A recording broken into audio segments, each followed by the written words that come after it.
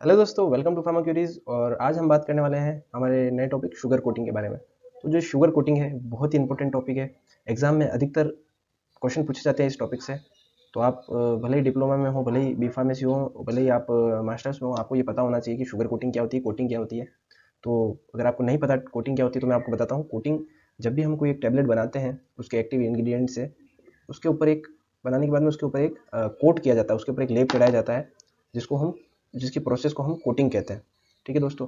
तो कोटिंग जो है वो क्यों की जाती है, कोटिंग करने के अलग अलग कारण हो सकते हैं, और उसी कारणों के आधार पे कोटिंग अलग अलग हो सकती है। अलग अलग टाइप की कोटिंग हो सकती है। एंट्रिक कोटिंग हो गई, फिल्म कोटिंग हो गई, शुगर कोटिंग हो गई।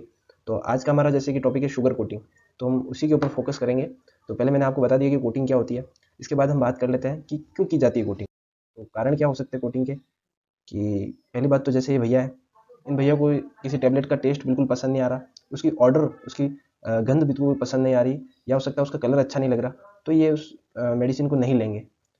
तो हमें ये करना है कि उसे ऐसा कोट करना है, उसे ऐसी कोटिंग करनी है कि ये भैया तैयार हो जाए उस दवाई को लेने के लिए। ठीक है दोस्तों। नेक्स्ट हो सकता है कि फिजिकल एंड केमिकल स्ट्रेंथ बढ़ाने के लिए, किसी टैबलेट की हमें अगर स्ट्रेंथ बढ़ानी, क्योंकि बहुत सारे ट्रांसपोर्ट में आती है टैबलेट, या फिर हो सकता है कोई ऐसा एक्टिव इंग्रेडिएंट हो जो ऑक्सीजन या फिर इन्वायरमेंट के साथ रिएक्ट हो सकता है।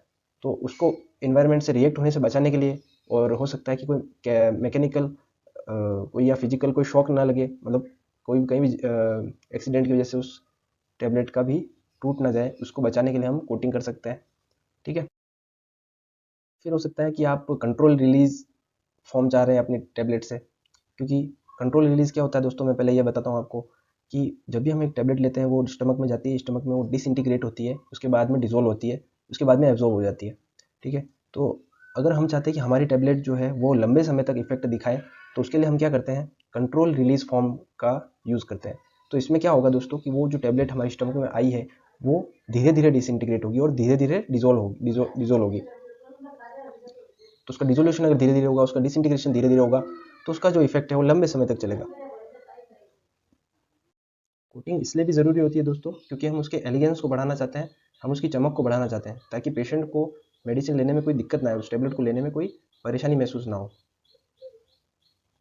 या हो सकता है कि हम चाहते हैं कि हमारी टेबलेट टारगेट रिलीज फॉर्म में हो, जैसे कि हम चाहते हैं कि हमारी टेबलेट स्मॉल इंटेस्टाइन में रिलीज हो, तो उसके लिए हमें एंट्री कोटेड टेबलेट फॉर्म करनी पड़ेगी। एंट्री कोटेड टेबलेट बनाने के लिए हमें सेलुलोज एसिटेट थैलेट का यूज़ करना पड़ता है, या फिर उसके जैसे कोई भी बहुत सारे टाइप के केमिकल्स हैं, जैसे थैलेट बहुत सारे हैं, तो वो यूज़ करने पड़ते हैं। तो उसकी हेल्प से हम एंट्री कोटेड टेबलेट बनाते हैं। और अब ये सब हमने जाना कि क्यों हम कोटिंग की ज़रूरत है, हमें क्यों हम कोटिंग करते हैं। कोटिंग क्यों करते हैं, इसी आधार पे कई टाइप की हो सकती है कोटिंग, फिल्म कोटिंग वगैरह, जो भी मैंने आपको बता दी है, शुगर कोटिंग, और ये कई टाइप हो सकते हैं कोटिंग के। एंट्री कोटिंग हो गई। तो लेकिन आज का हमारा टॉपिक शुगर कोटिंग है, तो आज हम शुगर कोटिंग के बारे में बात कर रहे हैं। तो शुगर कोटिंग के अंदर कई सारे स्टेप्स होते हैं, तो हम उन स्टेप्स, शुगर कोटिंग के अंदर मेनली 5 स्टेप्स होती है। ठीक है दोस्तों। तो पहली स्टेप की मैं बात, तो पहली स्टेप है सील कोटिंग। तो ये स्टेप हम मॉइस्चर पेनिट्रेशन को रोकने के लिए करते हैं, कि हमारा जो एक्टिव इंग्रेडिएंट है उसके अंदर मॉइस्चर जो है वो पेनिट्रेट ना हो। तो ये सील कोटिंग किसकी हेल्प से कर सकते हैं, सील कोटिंग के लिए हम शेल्क का या जीन का यूज़ करते हैं। शेल्क एक रेजिन है और जेन जो है एक प्रोटीन है, तो हम इन दोनों में से जिसका भी वो यूज़ कर सकते हैं। ठीक है। और नेक्स्ट स्टेप है हमारी सब कोटिंग। सब कोटिंग का सब कोटिंग जो है वो साइज़ इंक्रीज कर देती है और बल्क बढ़ा देती है टैबलेट का। सब कोटिंग के लिए हम अकेशिया और जिलेटिन का यूज़ करते हैं। फिर नेक्स्ट स्टेप है सिरप कोटिंग। तो शुगर कोटिंग की थर्ड स्टेप है सिरप कोटिंग, जिसका यूज़ करते हैं हम टैबलेट की रफनेस को ख़त्म करने के लिए। तो इसी स्टेप के अंदर हम एक, अगर हम अपनी टैबलेट को कलर देना चाहते हैं तो हम कलरेंट भी इसी स्टेप के अंदर ऐड करते हैं। तो अगर ये क्वेश्चन भी आ सकता है कि सिरप कोटिंग मतलब कि कलरेंट कौन सी स्टेप के अंदर हम ऐड करते हैं शुगर कोटिंग करते समय। तो शुगर कोटिंग करते समय हम कलरेंट सिरप कोटिंग वाली स्टेप में, थर्ड स्टेप जो है शुगर कोटिंग की, उसके अंदर हम कलरेंट ऐड कर सकते हैं अगर हम टैबलेट को कलर देना चाहते हैं। उसके बाद नेक्स्ट स्टेप है फिनिशिंग। तो फिनिशिंग जो है सिरप की हेल्प से करते हैं और टैबलेट को स्मूथ बना, उसकी सरफेस को स्मूथ बनाने के लिए करते हैं। उसके बाद नेक्स्ट एंड फाइनल स्टेप है पॉलिशिंग। पॉलिशिंग हम एलिगेंस को बढ़ाने के लिए करते हैं। इसके लिए हम बीज वैक्स का यूज़ करते हैं, ताकि हमारी टैबलेट जो है और शाइनी और चमकदार बने और अच्छी लगे।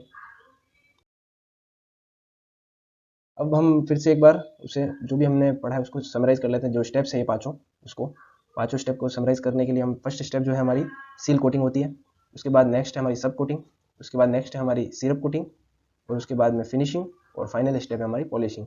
ये इसी क्रम में आपको याद रखनी है और इसी क्रम में की जाती है, यही स्टेप्स हैं।